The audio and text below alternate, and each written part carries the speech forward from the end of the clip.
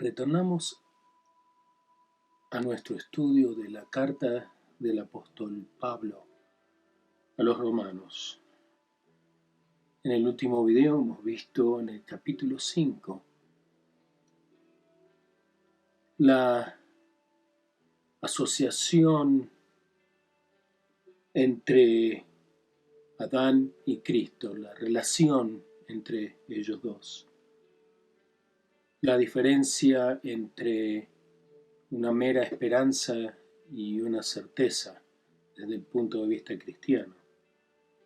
Hemos visto los resultados de la justificación que Cristo logró para nosotros los creyentes. Y hoy vamos a estudiar, ver en cierto grado de profundidad el capítulo 6 de la carta que Pablo escribió a la iglesia de Roma. Carta dirigida a una iglesia que estaba formada por dos tipos de idiosincrasias: creyentes judíos y creyentes gentiles. Hemos visto cómo Pablo, dirigiéndose a ambas idiosincrasias, lo hizo en una forma en la cual los judíos iban a entender muy bien el mensaje, en un estilo rabínico de enseñanza, pero así también los gentiles podían entender muy bien de lo que se hablaba. Pero era muy importante para Pablo que los judíos entendieran el mensaje desde un punto de vista judaico. Hoy, en el capítulo 6, vamos a leer y vamos a comentar acerca de lo que significa nuestra muerte al pecado y de qué forma y cuál es la aplicación de la idea de que somos siervos no del pecado, pero de la justicia. Y cómo hemos sido liberados de la esclavitud al pecado. Empezamos a leer la carta de Pablo a los romanos en el capítulo 6, versículo 1, donde Pablo empieza con ese estilo rabínico de enseñanza. Y dice así: ¿qué diremos entonces? ¿Continuaremos en pecado para que la gracia abunde? Ese tipo de preguntas retóricas que él hace, y responde: de ningún modo. Nosotros que hemos muerto al pecado, ¿cómo viviríamos aún con él? Dios no puede convivir con el pecado, y así como Él, Dios, es santo, nosotros debemos apuntar a ser santos como Él es. Esto es algo que vemos en la Biblia, que Dios nos está indicando que seamos santos como Él es santo. Y esto lo vemos en el Nuevo Testamento, en la primera carta de Pedro, verso 1, capítulo 1, versos 15 a 16. Y lo dice citando el Antiguo Testamento, en el cual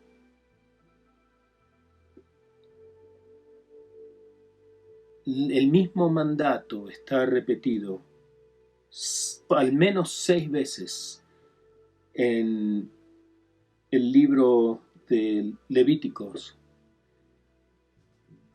y una vez al menos en Deuteronomio. La Biblia, como hemos dicho antes, es importante desde el principio hasta el fin. Todo lo que dice es muy importante. Pero si hay algo que la Biblia repite, es algo a lo que debemos prestarle particular atención. Y si vemos algo que está repetido en el Antiguo Testamento y en el Nuevo Testamento, es mucho más importante todavía. Que seamos santos así como Dios es santo, es algo que está repetido numerosas veces y en ambas escrituras.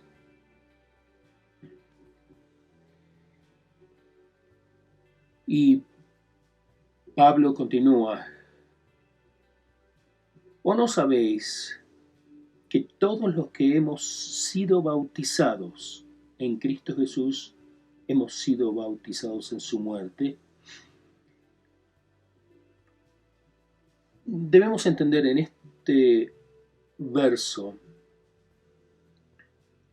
el bautismo en esos días era algo que ocurría mayormente, o la mayoría de las veces, inmediatamente después de la conversión. Por lo tanto, uno era automáticamente asociado con el otro. La conversión era automáticamente asociada con el bautismo. Eso lo podemos ver en Actos o Hechos, el libro de Hechos, cuando Pedro da su primer sermón y 3.000 personas dan su vida a Cristo, que inmediatamente estaban preparando los bautismos.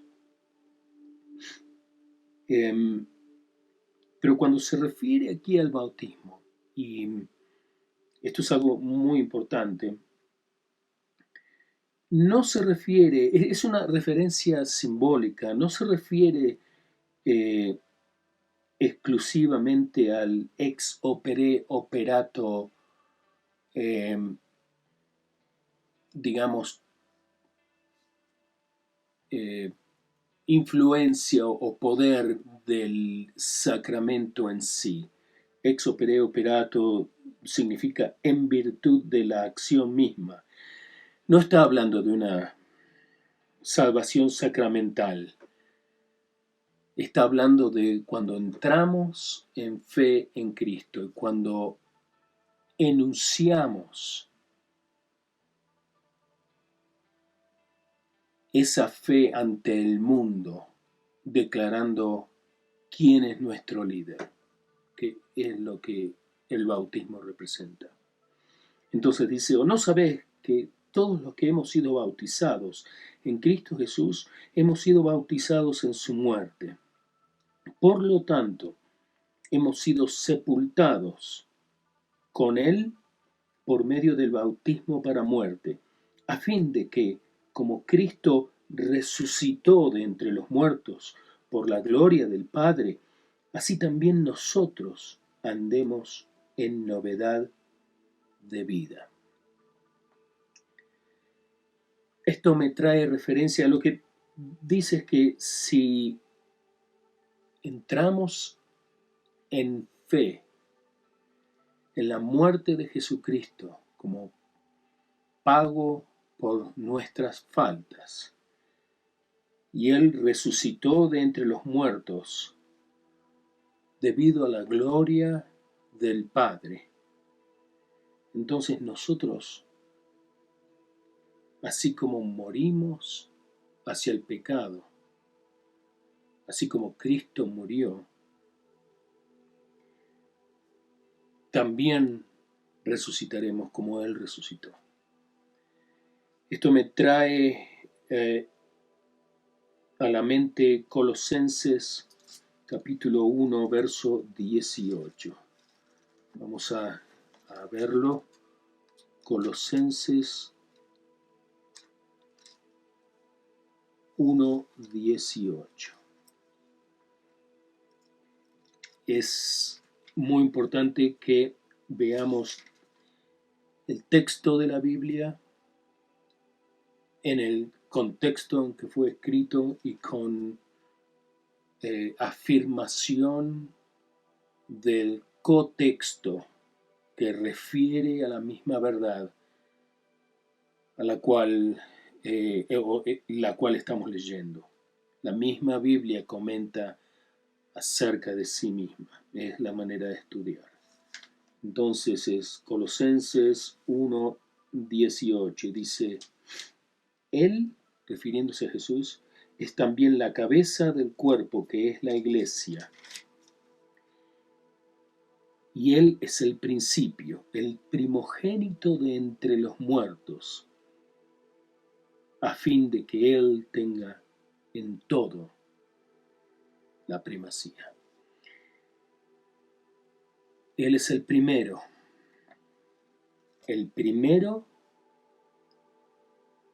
en toda la creación que resucitó de entre los muertos. Ahora bien, podemos decir, bueno, pero Jesús resucitó a Lázaro. Sí, pero Lázaro fue retornado del estado, como Jesús dice, ellos no están muertos, están dormidos. Fue retornado de la muerte, pero no para toda la eternidad, porque Lázaro fue retornado por Jesús a la vida, pero llegó un momento en que él definitivamente murió en la carne. Digamos, Jesús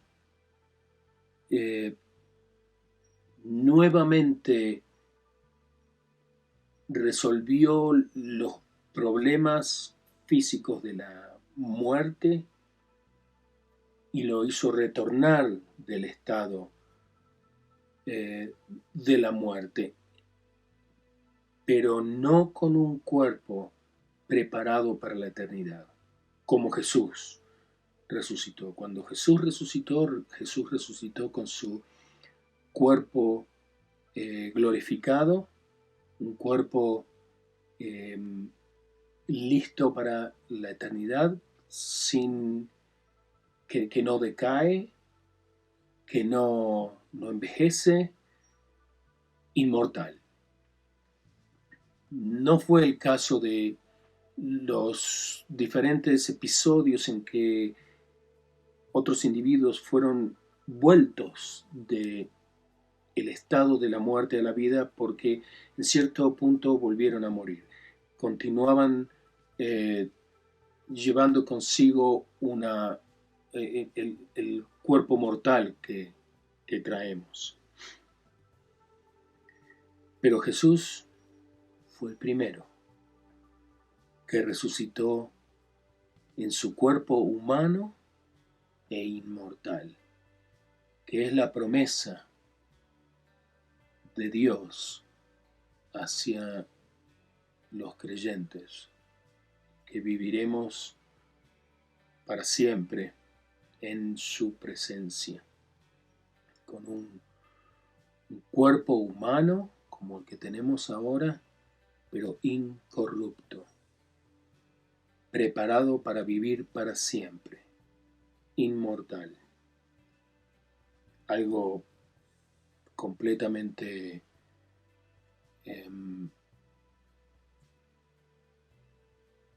impresionante, una promesa que basado en todas las promesas que Dios ha cumplido, todas y cada una de las que ha hecho, con excepción de algunas que están reservadas para estos últimos días en que vivimos.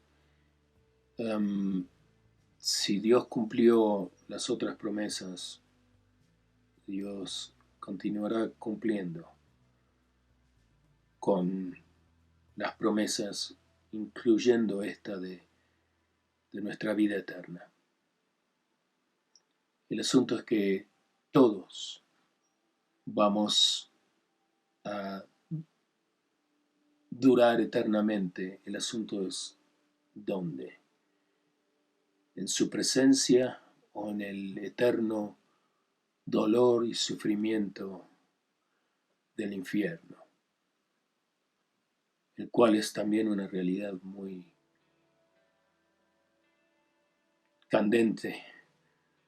Jesús habló más del infierno que del cielo durante su ministerio. Pero nosotros, los creyentes, los fieles creyentes, sabemos, tenemos la esperanza, la certeza de que Dios cumplirá su promesa y que viviremos para siempre con un cuerpo que no decae, que no tiene enfermedades, que no sufre, y la presencia de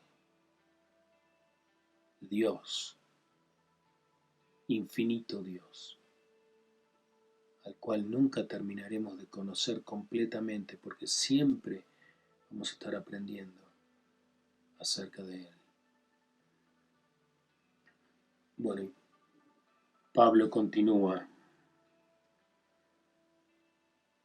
Porque si hemos sido unidos a Él, a Jesús, en la semejanza de su muerte, ciertamente lo seremos también en la semejanza de su resurrección. Jesús vivió la perfecta vida, el único ser humano que vivió una vida sin pecado. Él debió morir. Nació 100% con su naturaleza humana y mortal.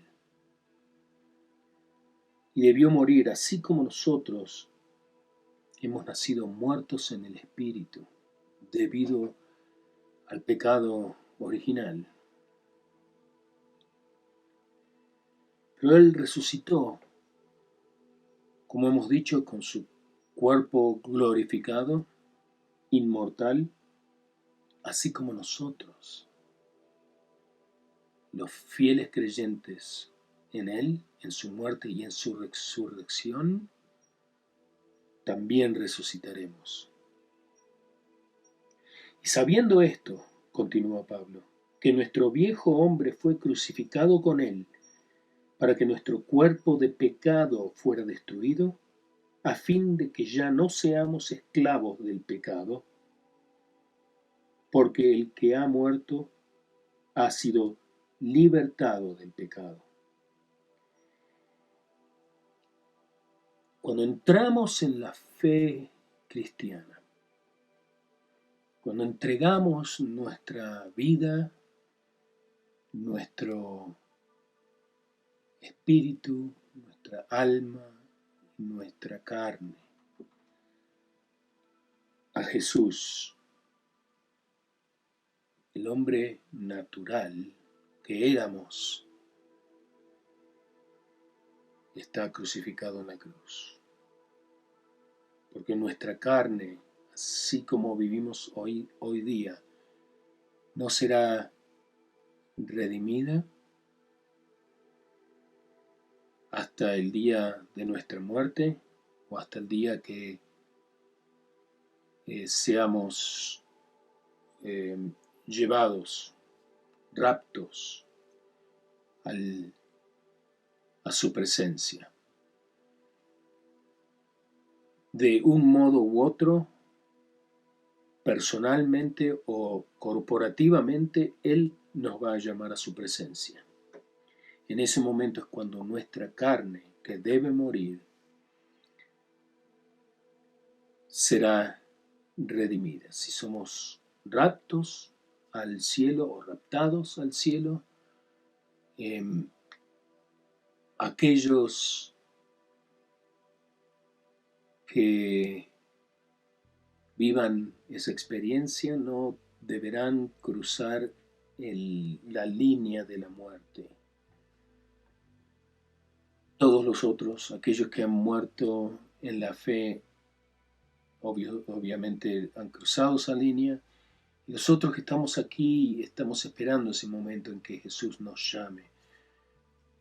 Y debido a nuestra gran fe, aunque no estoy advocando por la muerte, como todo el mundo, mi carne no desea morir, pero no es algo que debemos temer o estar aterrorizados, porque la muerte es parte de la vida, es parte de esta vida en este mundo. Y no estar en este mundo significa estar con el Señor, siempre y cuando nuestra fe esté puesta en Él.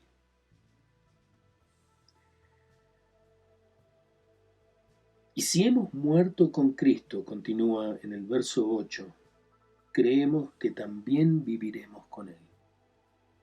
Él muchas veces hizo esa promesa, él repetidamente dijo que volvería para llevarnos con Él, que estaremos con Él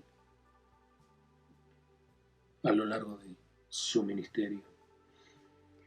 Sabiendo que Cristo, habiendo resucitado de entre los muertos, no volverá a morir. Ya la muerte no tiene dominio sobre Él. Como dijimos antes, Él es hoy inmortal. Su cuerpo humano está adecuado y es compatible con la eternidad. Y no tiene lugar para el pecado. Es completamente inmune al pecado. El verso 10 dice, porque cuanto Él murió, murió al pecado de una vez para siempre. Pero en cuanto vive, vive para Dios. Este verso dice que Él murió al pecado una vez y para siempre, lo cual contradice, y estas no son las palabras mías, son las palabras del apóstol Pablo, inspiradas por el Espíritu Santo, por Dios mismo. Esta es la palabra de Dios, que dice que Jesús murió al pecado una vez para siempre. Y contradice la doctrina de la Eucaristía católica, mediante la cual los católicos creen que cada vez que se efectúa el sacramento de la Eucaristía y debido a la transfiguración, el vino o el jugo se convierte en la sangre de Cristo y la hostia se convierte en la carne de Cristo y Cristo muere una vez más cada vez que se ejecuta la Eucaristía en la Iglesia Católica. Es como que Cristo continúa muriendo. Es por eso que tienen el ícono de la cruz con el cadáver de Cristo clavado. Él no está en la cruz. Él resucitó. Bueno, Esa doctrina católica está contradicha en este verso, en el capítulo 6, verso 10 de la carta inspirada por el Espíritu Santo del apóstol Pablo a los romanos. Lo voy a leer otra vez. Dice, porque por cuanto Él murió al pecado de una vez para siempre, pero en cuanto vive para Dios. Así también vosotros, consideraos muertos para el pecado, pero vivos para Dios en Cristo Jesús. Por tanto, no reine el pecado en vuestro cuerpo mortal, para que no obedezcáis sus lujurias, ni presentéis los miembros de vuestro cuerpo al pecado como instrumentos de iniquidad, sino presentaos vosotros mismos a Dios como vivos entre los muertos, y vuestros miembros a Dios como instrumentos de justicia. Esto está haciendo la división de el espíritu, el alma y la carne, como hemos dicho anteriormente. El espíritu, de acuerdo a estos versos, debe ejercer dominio y autoridad sobre el alma, nuestro corazón, nuestros sentimientos, nuestra mente y sobre nuestra carne, resultando en autocontrol, que es uno de los dones del Espíritu Santo.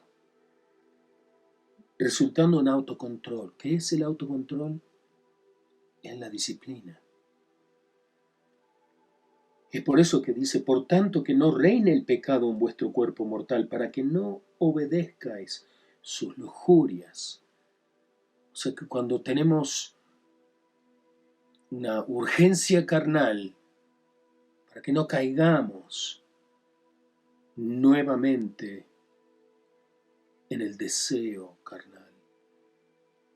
La Biblia dice que la carne, el cuerpo, está en constante combate con el espíritu.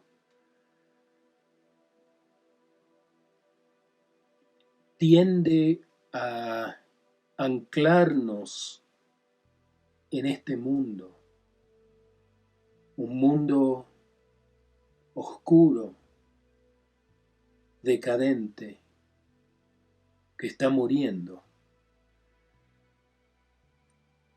Pero el espíritu no. Así como el hombre carnal está en la cruz, crucificado, muriendo,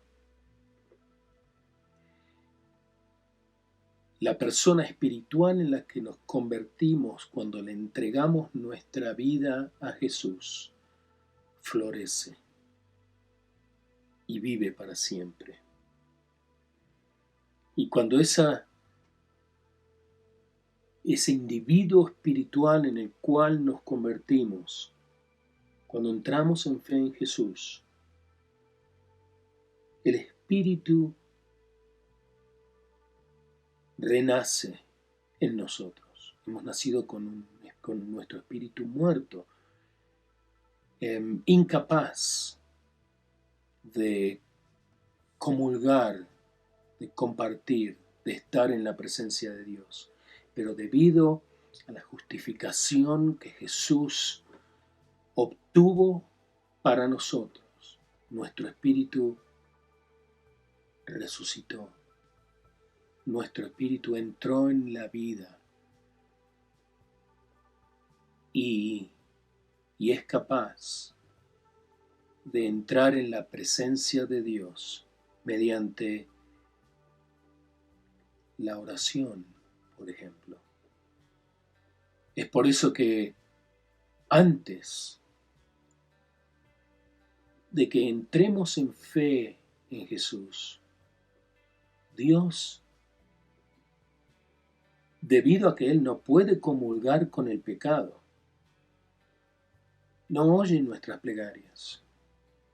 Solo una plegaria es capaz de oír, y es la plegaria de arrepentimiento y de la apertura de nuestro ser a la fe en Él. Entonces, cuando Dios oye esa plegaria y nuestro pedido de perdón basado en nuestro arrepentimiento, entonces entramos, esa puerta se abre y entramos en la presencia de Dios. Y desde ese momento, Él es capaz de oír nuestras plegarias porque Él ve la justicia de su Hijo en nosotros. Entonces ese espíritu, a partir de ese momento, es el espíritu el que ejerce dominio y autoridad sobre nuestra mente y nuestro corazón, nuestra alma, la cual no está aún redimida, pero está en el proceso de redención, que es el proceso de santificación del cual habla la Biblia, y dominio de nuestra carne, que está en constante rebelión contra ese espíritu, logrando así el don, uno de los dones del espíritu, que es el autocontrol, cuyo fruto es la disciplina. Entonces, en el verso 14, Pablo continúa diciendo: porque el pecado no tendrá dominio sobre vosotros, pues no estáis bajo la ley, sino bajo la gracia. Esto significa que no estamos sometidos al sistema disciplinario de la ley del Antiguo Testamento. Eso fue. Sino que estamos sometidos al sistema de disciplina de la gracia de Dios. La gracia que es impartida a nosotros por medio de nuestra fe en Jesús y que resulta en vida eterna. Y este sistema de disciplina de la gracia está enunciado en el libro, en la carta del apóstol Pablo a Tito, en el capítulo 2, empezando en el verso 11, lo voy a leer. Porque la gracia de Dios se ha manifestado a través de Jesús. Jesús es el epítome, es la completa manifestación de la gracia de Dios, trayendo salvación a todos los hombres. Está, digamos, esa gracia se ofrece a todo el mundo. Es cuestión de cómo respondemos a esa gracia individualmente, si la aceptamos o si la rechazamos, pero está ofrecida a todo el mundo. Porque la gracia de Dios se ha manifestado trayendo salvación a todos los hombres, enseñándonos Y aquí empieza la descripción del sistema disciplinario de la gracia, enseñándonos que negando la impiedad y los deseos mundanos, vivamos en este mundo sobria, justa y piadosamente, aguardando la esperanza bienaventurada, la certeza que tenemos, y la manifestación de la gloria de nuestro gran Dios y Salvador, Cristo Jesús, quien se dio a sí mismo para nosotros. Él estaba en la eternidad, la perfecta, incorruptible eternidad, pero por amor decidió bajar de la eternidad, convertirse en un ser humano como nosotros, para vivir como un ser humano y tener frío y tener calor y tener hambre y tener sueño y estar cansado y resfriarse y ser tentado por las tentaciones, todas y cada una de las tentaciones de la carne, y vivir entregado a la obediencia de su Padre.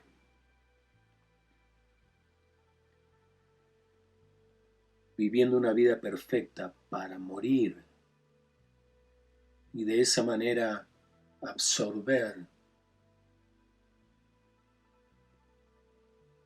el castigo, la furia de Dios que estaba destinada hacia nosotros por ser pecadores. Pero Él, viviendo la vida perfecta, decidió ser el recipiente de esa furia, de esa justicia divina, para que nosotros, mediante su sacrificio, podamos vivir, morir su muerte y vivir su vida eterna. Él, quien, continúa aquí Pablo en la carta a Tito, quien se dio a sí mismo por nosotros para redimirnos de toda iniquidad y purificar para sí un pueblo para posesión suya, celoso de buenas obras. O sea que Él bajó del cielo, se convirtió en un ser humano, murió en la cruz por nosotros, resucitó, redimiéndonos de toda iniquidad, de modo que cuando entramos en fe en Él, le pertenecemos a Él. Somos parte de su posesión, somos su pueblo. Y debido al sacrificio y al premio que no merecíamos, que Él nos dio de vida eterna, y esa certeza que tenemos, eso nos hace celosos de buenas obras. Nos arde un deseo espiritual de hacer la voluntad de Dios. No es fácil, porque estamos constantemente luchando con esa carne, pero no somos más esclavos de el pecado que se engendra en nuestra mente, en nuestro corazón y se manifiesta en nuestra carne. Somos celosos de buenas obras. Esto habla, exhorta y reprende con toda autoridad, que nadie te desprecie. Esto es uno de los pasajes que más me motivan, más me atraen, me hacen sentir vivo en la Biblia. Entonces continuamos en el verso 15 de la carta a los Romanos, capítulo 7. Entonces, ¿qué? Nuevamente una pregunta retórica. Sabemos que está hablando a toda la comunidad de la Iglesia de Roma, pero está en particular dirigiéndose al grupo de judíos. Entonces, ¿qué? ¿Pecaremos porque no estamos bajo la ley sino bajo la gracia? De ningún modo.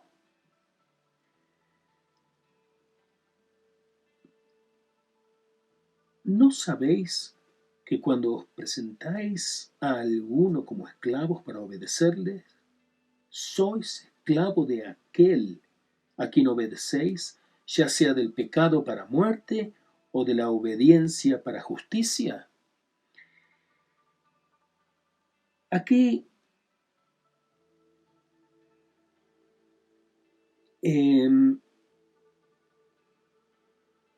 esto lo que nos dice es, si uno concede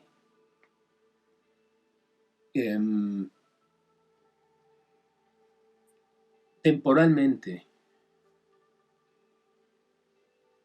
al poder de otra persona, inmediatamente nos convertimos en esclavos de esa persona. Esa persona es esa persona o esa actitud o esa tendencia se convierte en nuestro amo, en el amo de nuestras vidas. Por ejemplo, las drogas. El drogadicto se despierta cada día y el primer pensamiento es: ¿de dónde voy a sacar mi siguiente dosis? El alcohol produce algo, lo mismo. Las adicciones sexuales, las adicciones de todo tipo, se convierten en nuestro amo y nunca concluyen o terminan de satisfacernos. Consentir, aunque ocasionalmente, al pecado es hacerlo amo de nuestra existencia. Cuando nuestro verdadero amo, como lo hemos leído en Tito, es Cristo Jesús, que a través de su sacrificio nos ha hecho un pueblo para su posesión. Él es nuestro amo, no las lujurias de la carne. Pero gracias a Dios, verso 17, que aunque erais esclavo del pecado, os hicisteis obedientes de corazón a aquella forma de doctrina a la que fuisteis entregados. Hay muchas cosas que ocurren en este verso, incluyendo el verso 18 que dice: y habiendo sido libertados del pecado, os habéis hecho siervos de la justicia. Hemos dicho que debido a la manera en la que utiliza el estilo de enseñanza, él se está dirigiendo al pueblo judío en particular, aunque se está dirigiendo a toda la congregación en Roma, pero en particular a la congregación, a la parte judía de los creyentes. Y porque una de las cosas que estaban invadiendo la iglesia como un ataque satánico a la iglesia era una creencia del gnosticismo, que decía, bueno, si el cuerpo nunca va a ser redimido, entonces dejemos que el cuerpo haga lo que quiera, y se daban se entregaban a orgías, al extremo uso del alcohol sin control, y, y bueno, causando las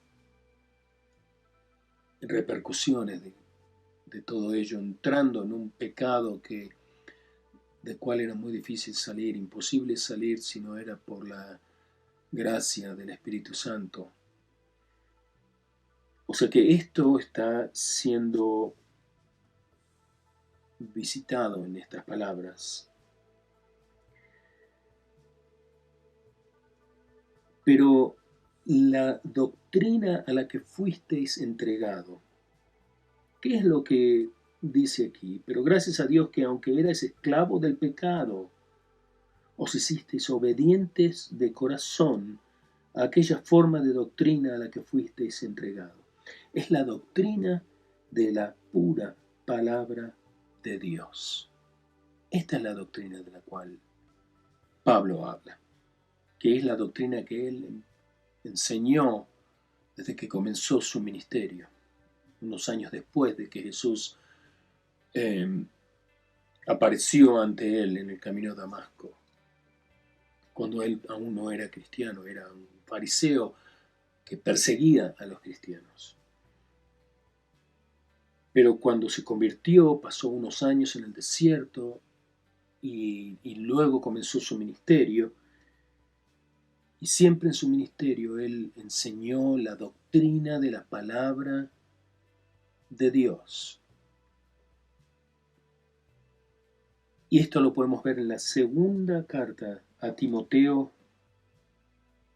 capítulo 3, versos 16 y 17. Timoteo,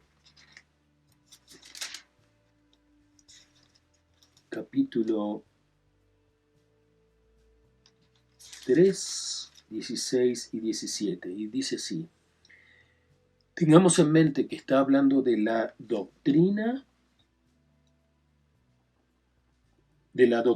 a la que fuisteis entregados. Es esta, la doctrina de la palabra, la pura palabra de Dios. Y dice, toda escritura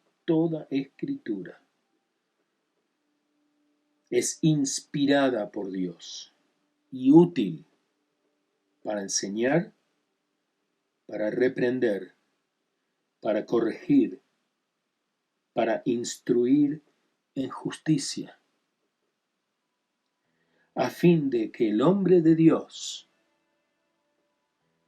sea perfecto, equipado para toda buena obra. O sea que dice que las escrituras han sido inspiradas por Dios y es lo que necesitamos para todas nuestras acciones en este mundo y para poder vivir de una forma acorde con el deseo de Dios y con su plan. Continúa Pablo en el verso 19 diciendo, hablo en términos humanos, por causa de la debilidad de vuestra carne. O sea que él está explicando por qué utiliza este tipo de apología, de explicación de los textos. Sigue diciendo, porque de la manera que presentasteis vuestros miembros como esclavos de la impureza, entregados al pecado y a la iniquidad, para iniquidad, así ahora presentad vuestros miembros como esclavos de la justicia, para santificación.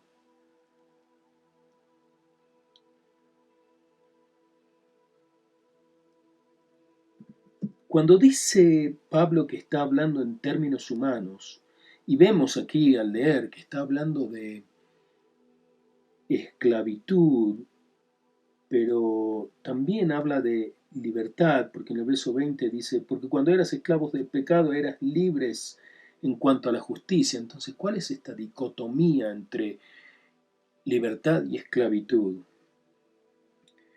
Él está utilizando, por eso dice que habla en términos humanos y explica este estilo de apología en la cual utiliza términos contradictorios o controversiales, como esclavos versus libres en Cristo.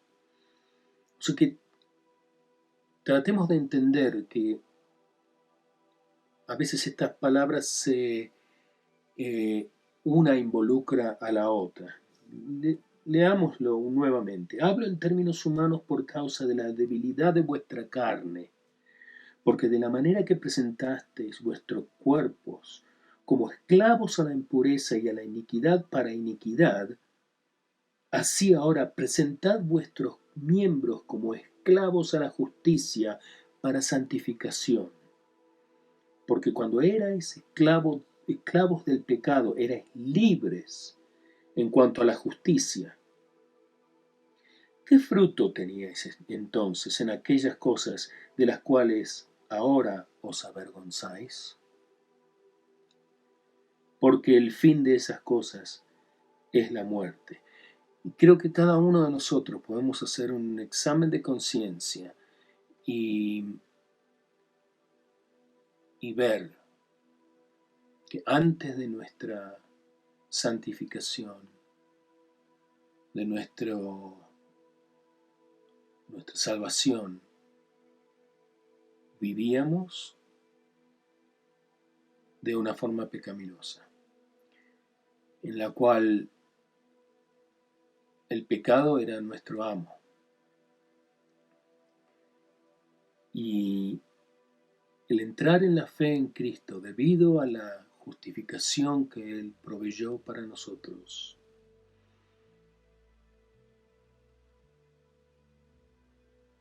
comenzamos a cambiar. Pero podemos recordar, cuando vivíamos así, esclavos del pecado, sin ni siquiera ser conscientes que el pecado, esa forma, ese estilo de vida, era el amo de nuestro destino. ¿Cuál era el fruto de esas cosas? Seguramente no satisfacción, porque nunca existe una completa satisfacción viviendo en el pecado. Siempre, ¿cuánto más es suficiente? Bueno, la respuesta es un poquito más. Porque el fin de esas cosas es muerte. Pero ahora, habiendo sido libertados del pecado y hechos siervos de Dios, tenéis por vuestro fruto la santificación y como resultado la vida eterna. Porque la paga del pecado es muerte, pero la dádiva de Dios es vida eterna en Cristo Jesús, Señor nuestro. La idea mundana de la libertad es falsa. Una vez más, la idea mundana de la libertad es falsa. Legión era libre. En Marcos, en el Evangelio de Marcos, también lo vemos en Lucas y en Mateo también. Pero en Marcos lo vemos más claramente. En el capítulo 5, versos 1 a 5, vemos la descripción de un hombre que era verdaderamente completa y absolutamente libre en términos mundanos de lo que significa la libertad. Vamos a leerlo. que es la manera en la que Dios ve la libertad, en la libertad que se profesa en el mundo. El Evangelio de Marcos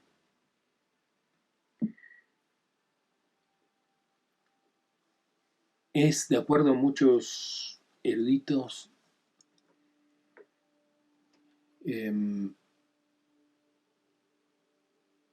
es muy posiblemente el Evangelio de Pedro. Marcos siempre estaba tomando nota de todo lo que se decía, de episodios que acontecieron. Pedro compartió con Marcos la historia del ministerio de Jesús, de acuerdo a cómo él lo presenció. Pedro estaba ahí. Era un testigo ocular, físico, de los milagros de Jesús, del ministerio de Jesús. Y Marcos tomó nota. Y debido a lo que dice, al estilo en el que escribe, y debido a lo que leemos de parte de Pedro en las subsiguientes cartas que él escribió, podemos, digamos, tener seguridad de que el Evangelio de Marcos corresponde completamente al testimonio de el apóstol Pedro, del ministerio de Jesús. Estábamos hablando de la descripción de un hombre completamente libre, de acuerdo a los ojos de Dios. Dice así, Marcos capítulo 5, verso 1 comienza, y llegaron al otro lado del mar, a la tierra de los Gadarenos. Cuando él, Jesús, salió de la barca, enseguida vino a su encuentro de entre los sepulcros un hombre con un espíritu inmundo, que tenía su morada entre los sepulcros, y nadie podía ya atarlo, ni aun con cadenas. Nadie podía subyugarlo, nadie podía atarlo, nadie podía contenerlo, era completamente libre. Porque muchas veces había sido atado con grillos y cadenas, pero él había roto las cadenas. ¿Cuál es la imagen de la libertad que tenemos? Rotas cadenas. Libertad, libertad. Bueno, este individuo era libre. Porque muchas veces había sido atado con grillos y cadenas, pero él había roto las cadenas y destrozado los grillos, y nadie era tan fuerte como para dominarlo. Y siempre, noche y día, andaba entre los sepulcros y en los montes, dando gritos, hiriéndose con piedras. Ese es el resultado de la libertad, la cual se profesa en este mundo. La libertad, así como se nos enseña, es un falso concepto. La única libertad que los seres humanos tenemos es la libertad de elegir quién es nuestro amo. El pecado, el diablo, el mundo, que está todo junto y que lleva a la muerte, o el Señor, que nos proporciona justicia y vida eterna.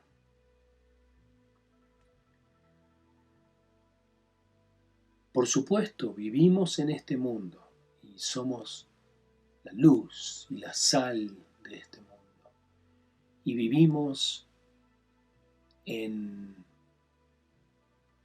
bajo control de nosotros mismos, de una manera cristiana, aceptable ante los ojos de Dios. No es fácil, en la constante lucha en contra de las tentaciones de este mundo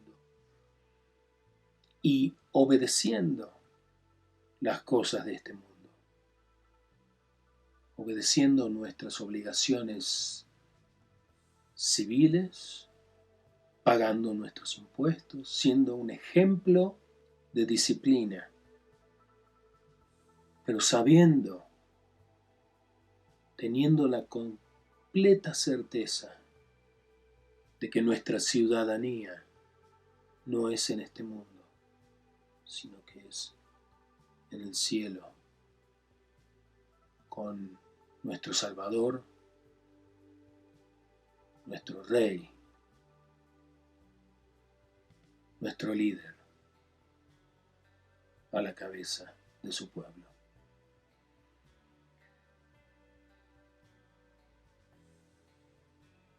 O sea que hemos visto cuál es la descripción de un hombre libre. No tenía casa, estaba entre los sepulcros. En los otros evangelios se lo describe como que él andaba completamente desnudo todo el tiempo. Nada, no tenía ningún tipo de restricción. Era completamente libre de todo. Y pasaba las noches en los montes y en las cavernas donde estaban las sepulturas, gritando, cortándose a sí mismo con rocas filosas, sin esperanza. Pero ahora, habiendo sido libertados del pecado y hechos siervos de Dios, tenéis por vuestro fruto la santificación y como resultado la vida eterna. Porque la paga del pecado es muerte, pero la dádiva de Dios es vida eterna en Cristo Jesús, Señor nuestro. Que Dios los bendiga.